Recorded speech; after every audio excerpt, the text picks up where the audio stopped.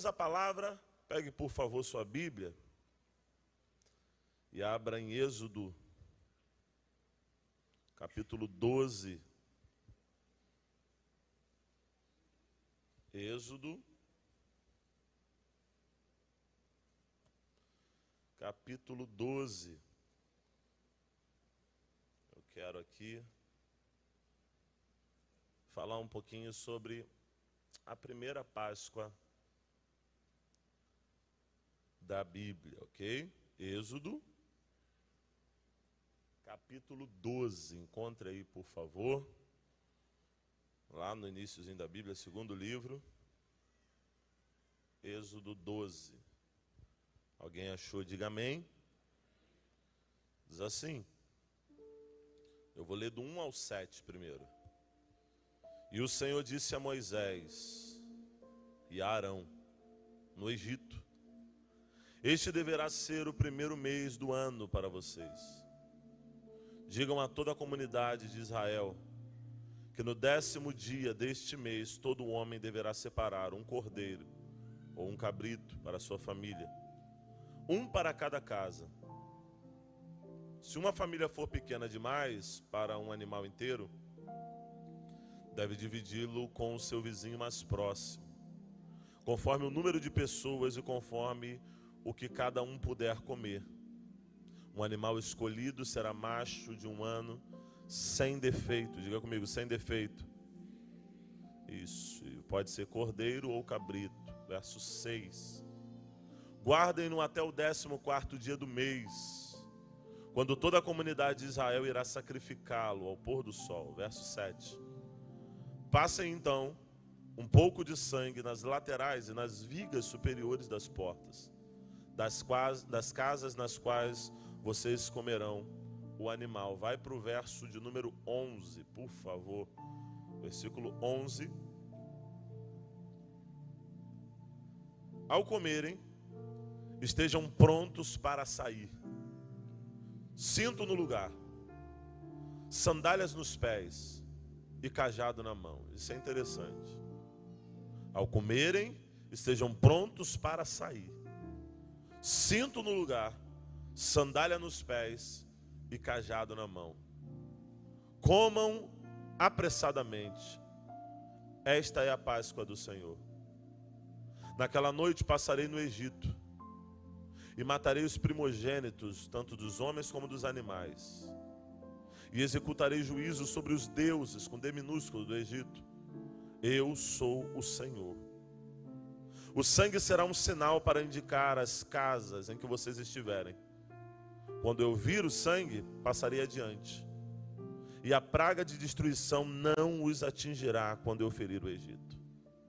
Este dia será um memorial que vocês e todos os seus descendentes celebrarão como festa ao Senhor. Celebrem-no como decreto perpétuo. Quem pode dizer amém pela palavra do Senhor? Escute. Só um pouquinho mais baixinho. Escute uma coisa. Esse texto é um texto que muito provavelmente você já viu em filmes, né? Eu estava vendo lá que tem lá o dia das pragas, né? Estava dando lá numa, acho que é na Record, estava mostrando lá. Aí eu estava hoje assistindo lá, né? E passou assim, o dia da praga dos piolhos. Eu fiquei pensando, meu Deus, praga. E realmente, né? Cada dia teve a sua praga. Mas, pastor, me explica esse contexto. Explico.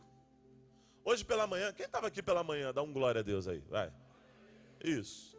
Hoje pela manhã eu falei um pouquinho sobre o chamado de Moisés, ok? Falei um pouquinho de como esse povo vai parar dentro do Egito. De repente você se pergunta, e é bom isso acontecer, é bom a gente falar, porque tem sempre gente nova chegando na igreja e às vezes não lembra como isso aconteceu, ok? Você vai perceber que em Gênesis 12 Deus faz uma promessa para Abraão. Essa promessa permanece de pé em Isaac. Essa promessa continua de pé em Jacó. E agora você vai ver que o texto sagrado em Gênesis ainda vai começar a falar acerca da família de Jacó e que na verdade vai narrar, vai dar ênfase, vai dar foco em José. A história de José é um moço que é perseguido pelos irmãos, que tem muitos problemas, né? Por quê? Porque algumas pessoas tentam remeter que isso foi erro dele. né? José, ele tem uma conduta tão perfeita que a gente costuma dizer assim, o erro de José foi confiar nos seus irmãos. Eu falei isso aqui de manhã, né? Pergunta que não quer calar. Perguntei para eles e pergunto para vocês. Se não puder confiar na família e em irmãos, vai confiar em quem? Sim ou não? Escute, ele não estava contando para o inimigo. Ele não estava contando para um desconhecido. Ele estava contando para os seus irmãos. E tem coisa que a gente compartilha que a gente espera que a pessoa vai se alegrar. Sim ou não? Mas ao invés de se alegrar, ela decide perseguir, né? Porque eles vão ainda fazer deboche, vão caçoar da questão de José ter sonhado. Lá vem o sonhador e por aí vai. A questão é que a história muda. Por que muda? Porque aquele que foi vendido, foi traído, aquele que vai parar no Egito como escravo, Deus vai dar sonhos agora ao copeiro, o padeiro, ele vai revelar tudo isso. Ok, beleza, o padeiro vai morrer, o copeiro vai voltar para o seu lugar, ele fala tudo se cumpre. E aí num determinado momento ele vai dizer para o copeiro, quando você estiver lá, lembra de mim. Olha isso. Eu fico pensando no José que em todo momento confiou em Deus e Deus sempre supriu. No José que em todo momento, para onde ele ia? Ele era traído e ia para o poço, e a Bíblia Sagrada de propósito diz que Deus ia com ele. Ele era caluniado e ia para a prisão, e a Bíblia diz que Deus ia com ele. Eu fico imaginando isso. A Bíblia chega a dizer que a prisão prosperou. Alguém já viu prisão próspera? Essa prisão é a prisão mais próspera do Rio de Janeiro. Eu nunca vi. Enfim, a Bíblia vai dizer que tudo dava certo. Por quê? Porque Deus era com José. Só que a questão é, às vezes o tempo vai passando, e mesmo vendo os sinais de Deus, a gente tenta apelar para o jeitinho. Mesmo vendo a mão de Deus, quem é que já viu a mão de Deus em alguma área da vida? Alguém? Né? Mesmo vendo a mão de Deus, Deus agindo, Deus fazendo milagre, Deus mudando cenários, Deus transformando histórias, você fala, caramba, eu achei que eu nunca ia conseguir, Deus vai lá e bota a mão, faz o milagre. Mesmo assim, nesse momento, ele fala assim, ô copeiro, eu te entreguei um negócio aí. Você teve um sonho, eu revelei o sonho. Mas quando você estiver lá, lembra de mim. Por causa disso, aquilo que poderia ser instantâneo, o texto vai dizer que passam-se 3 anos. Porque o copeiro esquece dele. Você já ajudou pessoas e achou que essas pessoas seriam gratas e essas pessoas não foram? Quem já? Levanta a mão aí. Pouca gente, né? Quem levantou assim, né? Pessoas que você ajuda, que você estende a mão. Era isso, ele estava tentando criar um vínculo ali. Ele estava dizendo, olha, deu certo para você, mas quando você estiver lá, não esquece de mim não. É o que ele faz. 3 anos se passam. E o copeiro que tinha esquecido dele em 3 anos, agora vai lembrar do nada. A gente diz do nada. Só que na verdade são os planos de Deus. Em 3 dias o copeiro sai de lá da prisão e não lembra dele. Depois de 3 anos o copeiro lembra. Eu fico pensando nisso, mais fácil é lembrar em 3 dias e não em 3 anos, mas Deus não vai pelo caminho mais fácil. Diga para alguém, Deus não vai pelo caminho mais fácil. Você entende isso? No tempo certo, Deus lembra de José. É aí que a história de José é mudada. Agora, o faraó está tendo um sonho lá, eu estou pulando a história. Ele vai ter um sonho, e aí o que vai acontecer? Além de revelar o sonho do faraó, ele ainda dá a direção do que deveria ser feito. E aí, o faraó vai olhar para ele e vai dizer, ok, eu vou colocar você para administrar tudo isso. E assim começa a mudar a história de José. Por quê? Porque o tempo de crise que ele tinha declarado lá, por causa do sonho de faraó, esse tempo chega. E quando a crise chega, escute isso aqui, todos os povos começam a passar aperto. Mas o Egito tinha guardado uma boa parte do tempo de fartura. José nos ensina sobre administração. E ele guarda um pouco. E quando guarda, agora todo mundo está passando aperto. Mas o Egito tem para vender. Inclusive para os irmãos de José. E agora que Deus vai fazer o encontro entre eles. Ele vai encontrar, e ao invés de vingar, quem estava de manhã está dizendo, de novo, pastor? Proposital, ok? Ao invés de vingar, tem um texto que eu acho sensacional na Bíblia. Que é Gênesis 50, 20, e eu botei de manhã e vou colocar de novo agora. Só que eu acho que agora dá para botar na tela. Gênesis 50, verso 20. Vê se dá para colocar aí, gente. Coloca aí, por favor. 20 e 21. Para mim, é um dos textos mais sensacionais da Bíblia. Ok? Por quê? Porque ele vai mostrar um José que não queria se vingar. Olha isso aqui. O mal que tinhas a intenção de fazer-me. Bota na NVI, por favor. Troca aí a versão. Bota na NVI, por favor. Só para a gente poder ler numa versão mais simples, né? Me ajuda aí, fala com o povo aí. Bate na porta aí, Vaz. Quem está lá na porta, bate na porta aí. Isso, acorda o povo aí. Olha aí. Vocês planejaram mal contra mim, mas Deus o tornou em bem, para que hoje fosse preservada a vida de muitos. Passa por 21. Vai lá. Por isso, não tenham medo, eu sustentarei vocês e seus filhos. E assim os tranquilizou e lhes falou amavelmente. Os irmãos achavam que ele ia vingar. Mas ao invés de vingar, ele está dizendo, fica tranquilo. Porque vocês planejaram mal, mas Deus reverteu em bem. Nessa introdução eu quero declarar sobre a vida de alguém, nesse culto de Páscoa aqui nessa noite. Todo mal que projetaram, que planejaram contra você essa noite, Deus me autoriza a dizer para você que Ele vai reverter em bem. Tudo aquilo que planejaram para ser o ponto final, Deus está dizendo, não, é uma virada de página para que você possa viver todas as promessas que eu tenho para a tua vida. Não é o fim, creia nisso, vai.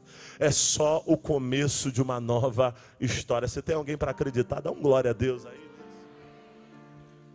Os irmãos de José achavam que estavam fazendo mal para ele, mas na verdade estavam cumprindo um propósito. Judas achava que tinha feito algo terrível. E você vai falar, pastor, não foi? No olhar humano foi. Mas se você entender que Jesus só veio para morrer na cruz do Calvário, ao invés de fazer mal, aquilo que era mal virou bem. Porque na verdade Jesus cumpriu o seu propósito na cruz do Calvário e ressuscitando ao terceiro dia. Eu declaro sobre a tua vida que todo mal sobre a tua vida lançado sobre você será revertido em bem. Alguém pode crer nisso e dar um glória? Agora, você vai ver que entram 70, família grande. Imagina, uma reunião familiar, 70 lugares na mesa. Ok? Entram 70. Para onde? Para o Egito. Porque José fala assim, ó, todo mundo vai vir morar aqui. Todo mundo vai ficar aqui, vai morar aqui comigo e tal. E ele dá para eles o melhor lugar, a terra de Gósen. E eles entram para morar naquele lugar, ok. Só que essa fase de que tudo dá certo, que moram no melhor lugar, essa fase passa. Porque a Bíblia vai dizer que aparece um faraó que não lembrava da memória de José. O tempo passa e as pessoas esquecem do que José tinha feito por aquela nação. E o que vai acontecer agora? Que aquele povo que morava no melhor lugar vira escravo. E aí, irmãos, o cenário muda. Por que o cenário muda? Porque agora esse povo vai clamar. Agora esse povo vai suplicar. Agora esse povo vai pedir ajuda de Deus. E se tem povo que ora, tem Deus para responder. Tem povo que ora aqui? Levanta a mão aí se tem povo que ora. Se tem povo que clama, Deus vai ouvir. Porque o texto diz que Deus ouviu, viu e desceu. Eu amo isso. Deus autoriza a dizer para alguém que Ele ouviu, que Ele está vendo e que Ele vai descer em teu favor. Você crê nisso? Eu vou repetir para alguém receber. Deus está dizendo, você não está só. Você não está abandonado. Eu ouvi. Oh, Jesus, ouvi o que? A oração, o teu clamor, o teu pranto, as tuas lágrimas. Ouvi. E mais, eu vi. Vi o que? Eu vi o que você está passando e vou descer, vou intervir. Se prepare porque Deus vai intervir nessa situação. Recebe aí. Eu vim declarar para alguém aqui nessa... Pastor, essa enfermidade está terrível. Pastor, esse problema familiar está terrível. Eu profetizo sobre a tua vida. Deus vai intervir nessa situação. Tem alguém para crer nisso? Pastor, eu acho que acabou, acho que não tem mais jeito. Eu repito, Deus vai intervir nesse cenário. Se alguém acredita, dá um brado de glória aí. Ouvi, vi e desci. Oh, glória. Como Deus vai mudar esse cenário? Como uma criança. Isso é lindo. Como uma criança. Deus vai dar uma criança para um casal que era escravo. E essa criança se chamava Moisés.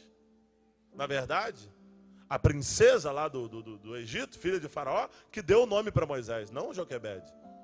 A princesa vai tirar ele das águas, e aí vai dar para uma mãe, né, que na verdade é a mãe dele, cuidar, ok?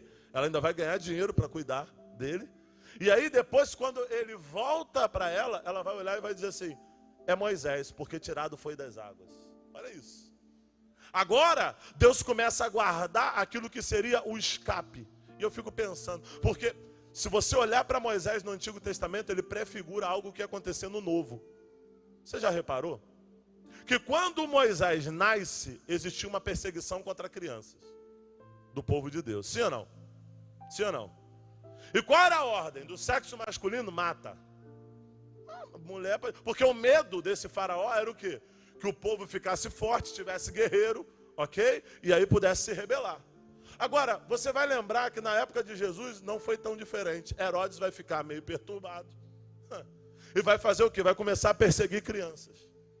Vai começar o quê? A querer matar. Olha que na Bíblia não tem coincidência. E eu acho sensacional o senso de humor de Deus. Você sabia que o teu Deus é bem-humorado? Fala para alguém que está perto aí. Fala assim, o teu Deus é bem-humorado. Fala, por que você não é? Vamos de novo, vamos de novo. Vamos de novo. Fala assim, o teu Deus é bem-humorado. A Bíblia diz que na presença do Senhor há abundância de alegria. Ok? Porque Deus é bem-humorado. Aí você fala, pastor, mas eu estou alegre assim. Ok. Eu não tenho nada contra como cada um sorri. Entende isso aqui? Deus é bem-humorado. Por quê? Porque se na primeira, escuta isso aqui. Na primeira perseguição, Deus vai esconder Moisés, sabe aonde? No Egito. Era Faraó que queria matar crianças. Aonde essa criança vai parar? Na mão da filha de Faraó. Só que se está na mão da filha de Faraó, Faraó não vai querer matar essa criança. Então Deus, na verdade, está escondendo essa criança ali e que vai ficar por uma totalidade de 40 anos escondida ali. Sendo instruída, sendo treinada. Ó, a perseguição está acontecendo lá fora, mas do lado de dentro Deus tem livramento. A situação está difícil lá fora, mas do lado de dentro Deus está criando um caminho. Se alguém acredita nisso, é um domingo de Páscoa. Eu vim declarar, Deus tem um caminho para você. Oh, glória! Eu vim declarar que você pode não enxergar, mas Deus vai fazer nessa noite você enxergar e você entender que Ele tem um caminho para você. Tem alguém de verdade que crê nisso? Levanta a tua mão que eu vim declarar sobre a tua vida. Deus já criou, não vai criar não, já criou um caminho para você. Você não enxerga, mas ele já existe. Caminho. Aonde ele estava? No Egito. E imagina, o medo de Faraó era isso, era que houvesse uma rebelião, era que houvesse alguém para poder se opor a ele. Só que ele nem sabia que ele estava dando alimento para quem ia acabar com meu Jesus Cristo. E acabar com a mão de obra dele.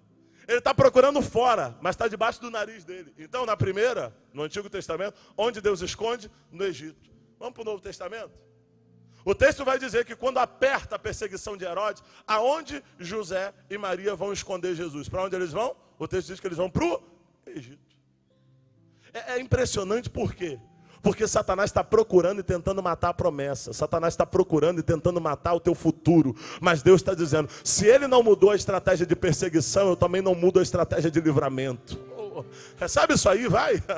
É Deus dizendo, olha, ele continua procurando, mas vai continuar, porque não vai achar. Eu profetizo que Satanás não vai tocar na tua família, não vai tocar na tua fé, não vai tocar no teu casamento, não vai tocar nos teus filhos. Alguém crê em palavra profética para dar glória a Deus? Ele vai continuar furioso, ele vai continuar se levantando, mas há poder no nome de Jesus, porque ele é maior. Você está debaixo das asas dele, e ele está dizendo, eu vou continuar guardando, eu vou continuar protegendo. Oh, glória!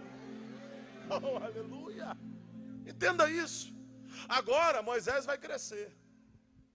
Moisés vai ter uma experiência no capítulo 3 de Êxodo, que é sensacional. Na segunda etapa da sua vida, porque a primeira etapa é dentro do palácio, aprendendo de tudo. A segunda etapa agora é quando ele se apressa. E ele vai se afobar, porque o chamado falou mais alto, mas ele não raciocinou direito. Sabe o que eu fico pensando? É que você vai ver Deus escolhendo pessoas e homens na Bíblia que até erravam, mas erravam por decidir, não por se omitir. Você entende isso? A gente prega dizendo que Abraão se apressou, mas errou ou não errou? Errou. Mas ele errou por decidir. A gente até fala dos erros de Davi, errou, mas errou decidindo. Errado, muitas vezes, decidindo. Só que você vê a antítese disso em Saul. Ele era alguém que não decidia. Então existem pessoas que têm medo de errar, medo de decidir. E Deus está dizendo para você, pior do que errar, pior do que decidir errado é não decidir. Pior do que não tomar uma... Oh, meu Jesus, pior do que tomar uma atitude, errar e doer e se machucar, é viver uma vida inteira com medo de errar e acabar errando. Você entendeu isso, né? Porque tem gente que tem tanto medo de errar que fica travado, empacado na vida. Sim ou não? Você vai ver agora que ele decide salvar lá. Um egípcio estava batendo num hebreu. E aí é interessante, né? Se eu ler o texto bíblico e esquecer aquela parte que diz que Moisés era o mais manso da face da terra, eu vou achar que Moisés era brigão. Sim ou não? Irmão, Moisés, ele vai falar para 3 caras que se rebelam. Ele fala assim, olha, se amanhecer morto de morte natural, ó, é porque Deus não é comigo. Mas se morrer de forma absurda assim, é porque Deus é comigo. No outro dia a terra abriu e engoliu os caras. Moisés era brabo, não? E a Bíblia está dizendo que esse cara era calmo. Ó. Nesse texto vai mostrar que Moisés, ele vai defender um homem e ele briga. Ele entra numa guerra lá contra o egípcio e acaba matando o egípcio. Ele mata o egípcio, enterra o egípcio e acha que ninguém viu. Até aqui, eu estou falando algo bem parecido com o que eu falei de manhã. Ele acha que ninguém viu, esconde lá e vai viver a vida. No outro dia ele está discutindo de novo com outro egípcio. Aí o egípcio fala para ele assim, vai fazer o quê? Vai me matar igual tu matou aquele meu colega lá? Sabe por quê? Você acha que ninguém está vendo, mas tem sempre alguém vendo. Fala para alguém que está perto. Fala assim, você achou que ninguém viu. Tem gente que nem falou. Alguém vai dizer, revelação isso, pastor? Fala para alguém que está perto. Fala, você achou que ninguém viu. Fala, mas Deus viu. Oh, Jesus amado. Deus viu. E mais do que Deus viu, sempre tem alguém da janela. Sempre tem alguém de binóculo. Sim ou não? Porque além de Deus ter visto, porque tem gente que fala assim, só Deus que viu. Ué, mas deveria ser a nossa preocupação, sim ou não? Ninguém mais viu, só Deus. Ué, mas aborrecer ele não é ruim? Ok? Um cara tinha visto, ele matou. Quando ele percebe, rapaz, eu não consegui esconder aquele erro não. Sabe o que ele faz? Ele foge. E agora ele vai passar mais 40 anos como fugitivo no deserto de Midian. Irmão,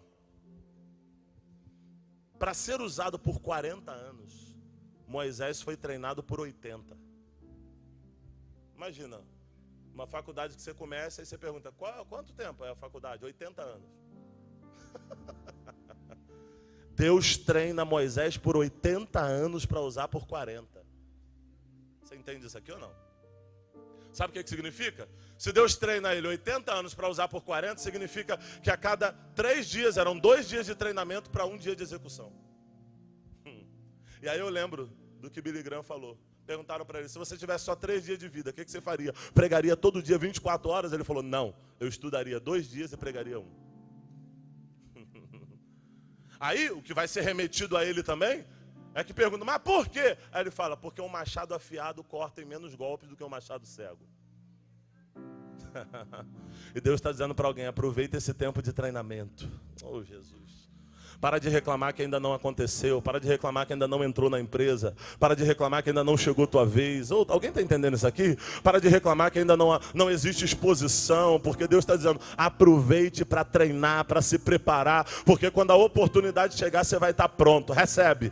Eu vim declarar aqui profeticamente, a oportunidade não vai te pegar de surpresa. Porque Deus está dizendo, se prepara, meu filho. Porque eu tenho coisa maior para tua mão. Faz um curso, faz alguma coisa, corre atrás. Se prepara para gerenciar mais gente. Pastor, já gerencio muita gente. Se prepara para o dobro, para o triplo, para 10 vezes mais, porque o meu Deus é Deus de coisa grande, e Ele está dizendo, eu vou te encontrar preparado.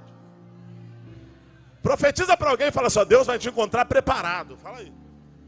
Dá um grito para ele e fala assim, não vai ser pego de surpresa. Fala isso de novo. Fala assim, você não vai ser pego de surpresa. Fala assim, hoje Deus está te avisando. Você não crê contigo mesmo, mas Deus está te avisando. Você não vai ser pego de surpresa. Oh, bendito.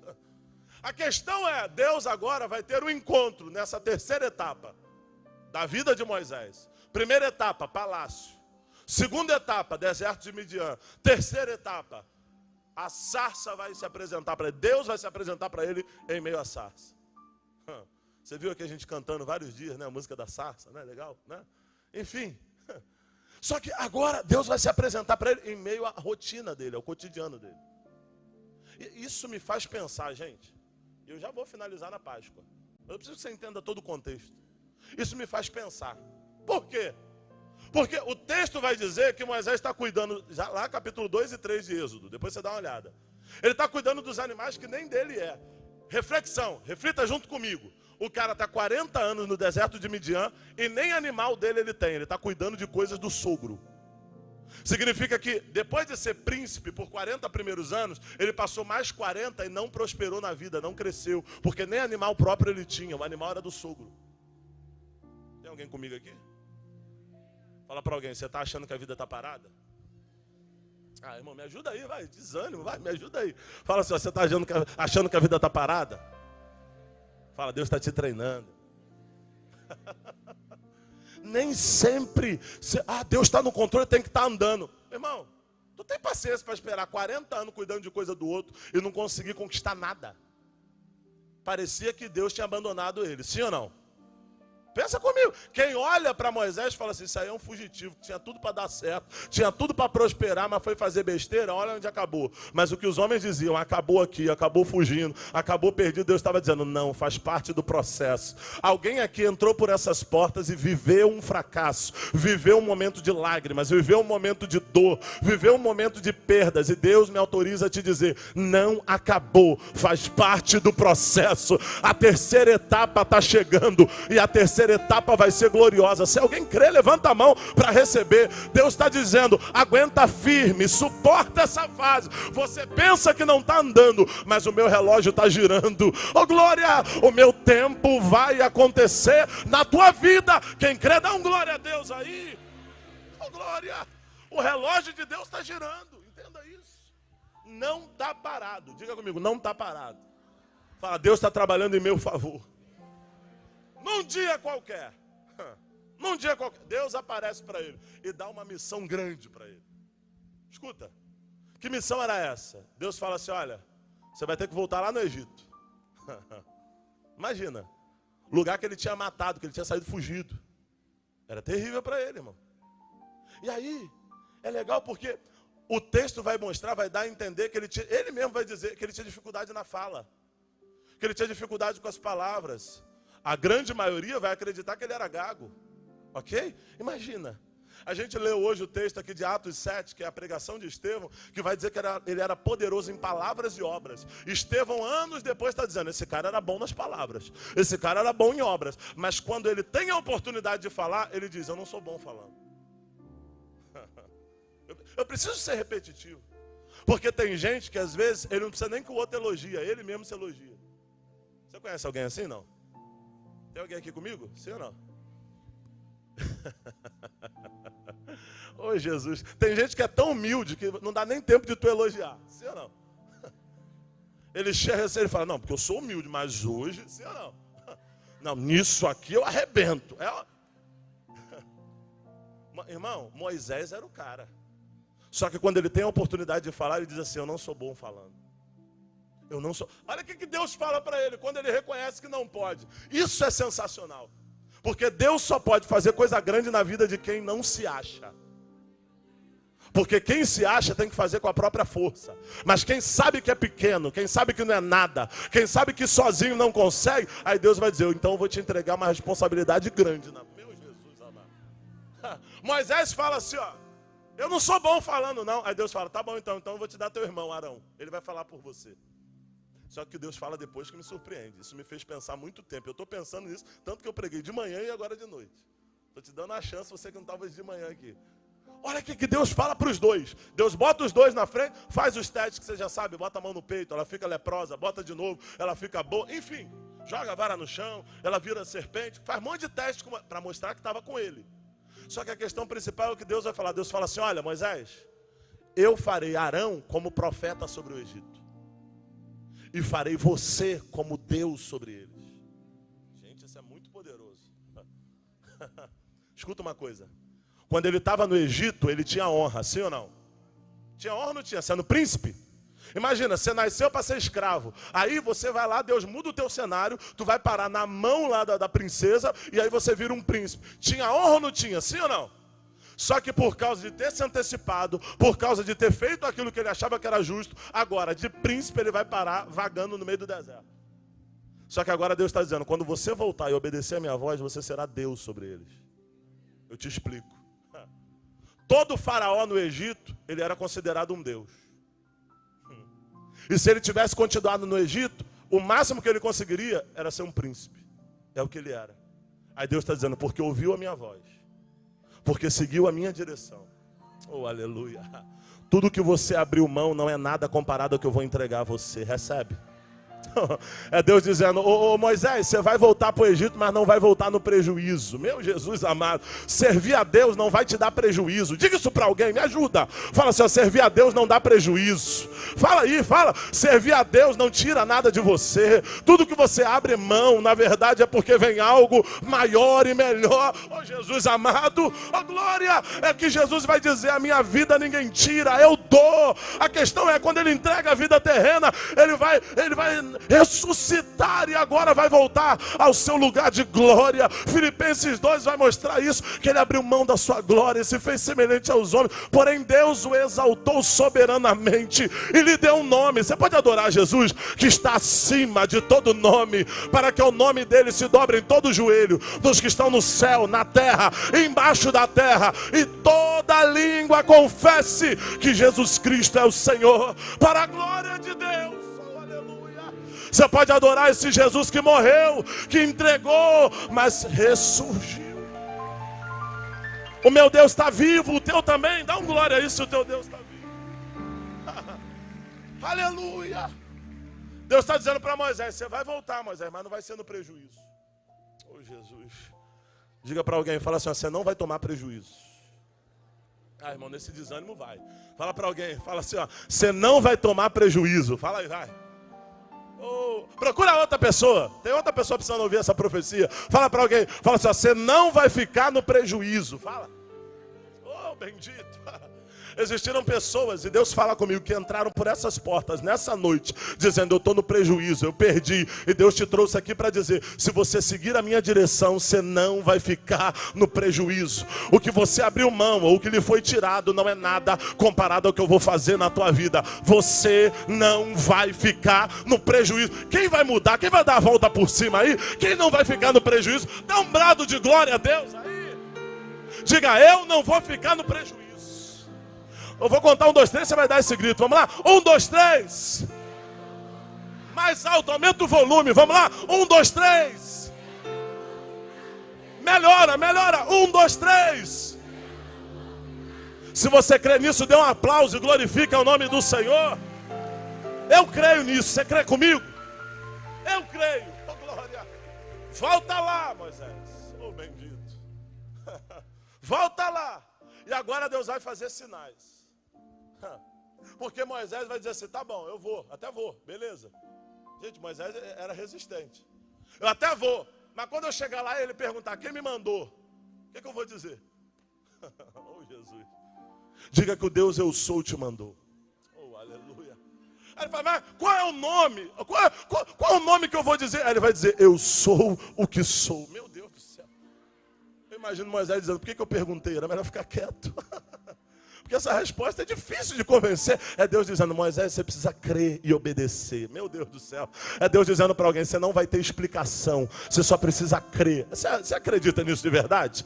Quando alguém perguntar como é que isso aconteceu, você vai dizer, não sei, foi Deus. Quando alguém disser, como é que você foi curado? Não sei, foi Deus. Quando alguém disser, como é que mudou essa história? Você vai dizer, não sei, foi Deus. Oh, aleluia. Eu declaro sobre a tua vida, não vai ter explicação, mas você vai viver um milagre. Não vai ter explicação, mas você vai viver o agir de Deus na tua vida. Alguém para crer nessa palavra? Agora, você vai perceber que Deus manda Moisés. Moisés obedece. E aí, Deus vai avisar Moisés, Moisés, vai ter uma série de coisas que vão acontecer para que Faraó possa liberar o povo. Ok? Porque entenda, todas as vezes que Deus te dá uma missão, Ele não deixa você agir sozinho. Todas as vezes que Deus te dá uma direção, Ele não deixa você agir sozinho. Os sinais seguirão os que... Vou de novo. Os sinais seguirão os que... É você obedecendo e Deus fazendo sinais. É você obedecendo e Deus respaldando tua palavra. Bendito. É você chegar num setor de trabalho e alguém debochando de você, você diz, olha, em 3 meses, em 6 meses, esse negócio aqui vai começar a bombar. Aí Deus diz, gostei, esse é de fé. Aí você vai lá e trabalha, dá teu máximo, é o primeiro a chegar, é o último a sair. Aí Deus fala assim, ó, tá fazendo a parte dele, tá exercitando a fé, agora eu faço a minha parte. Sinais seguirão os que creem. Oh, glória!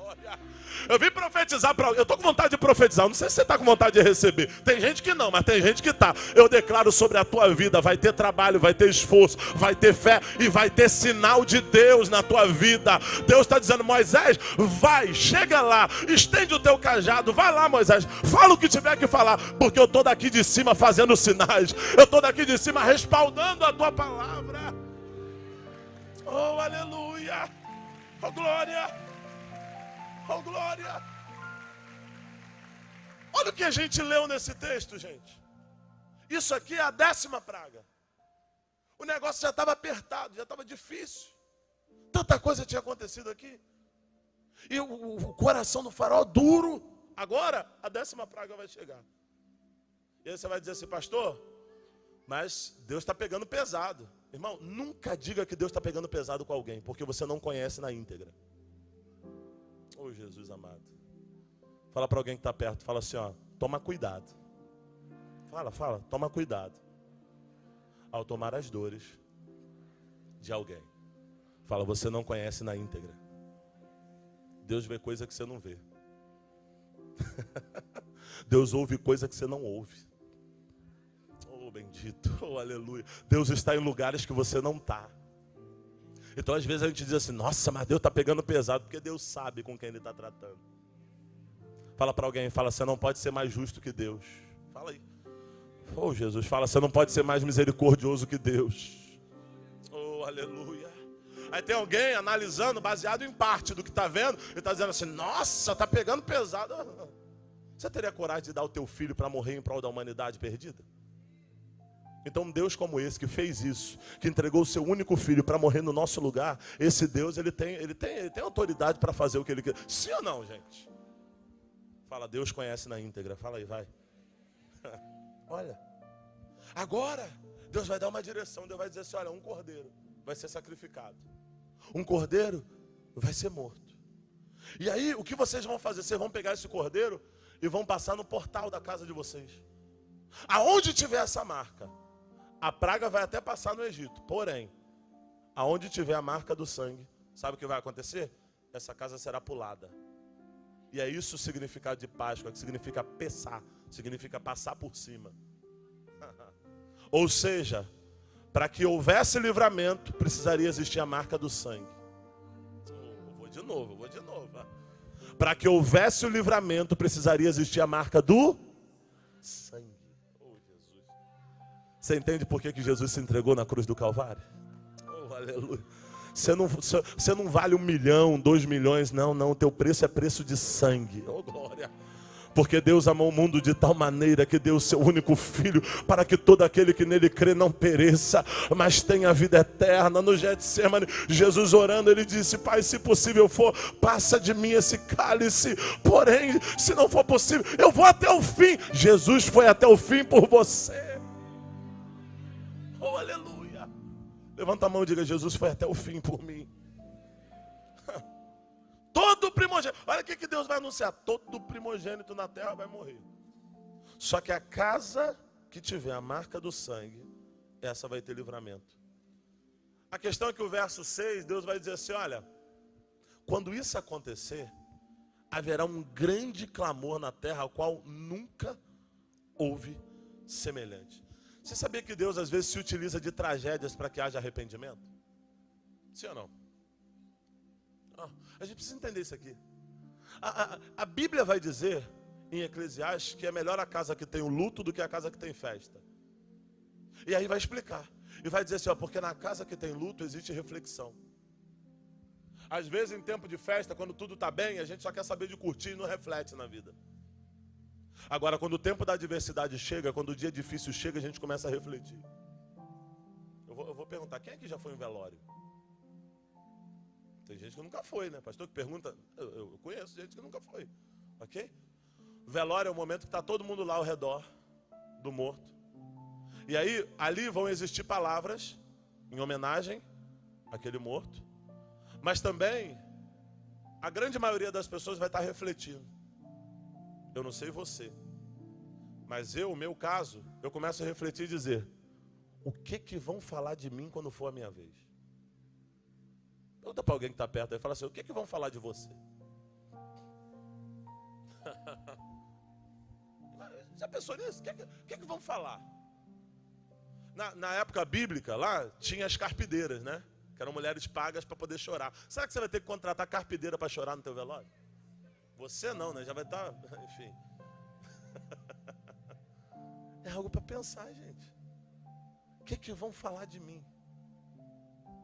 E Deus está dizendo: as dificuldades acontecem para que você se arrependa, para que haja arrependimento.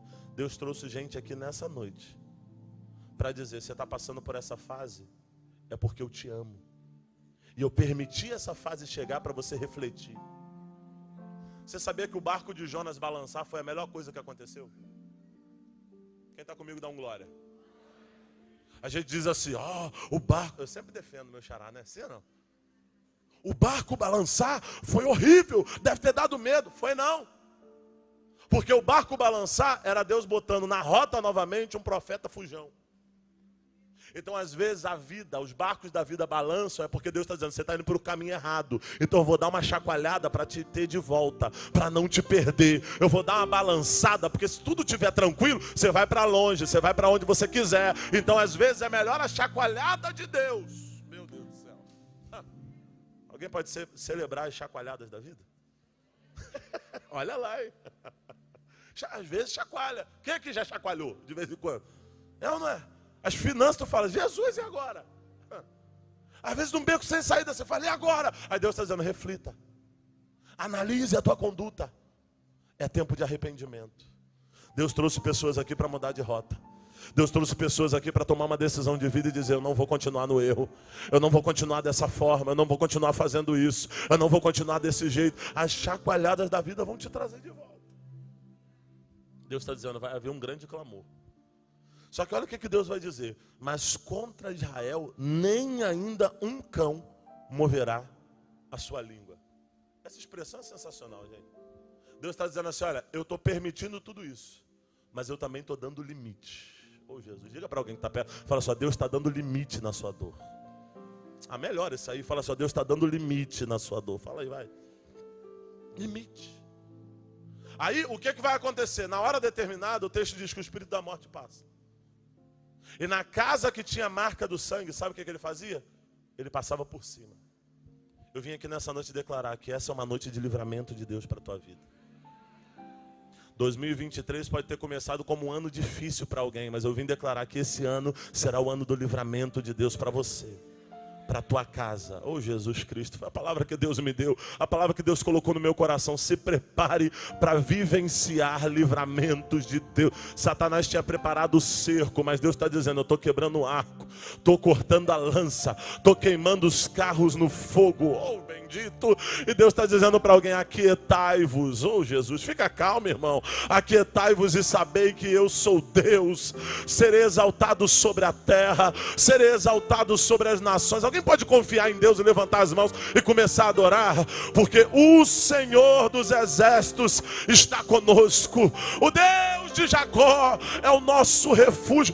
Tira alguns segundos de adoração a esse Deus nessa casa. O Deus que está dando livramento enquanto você adora.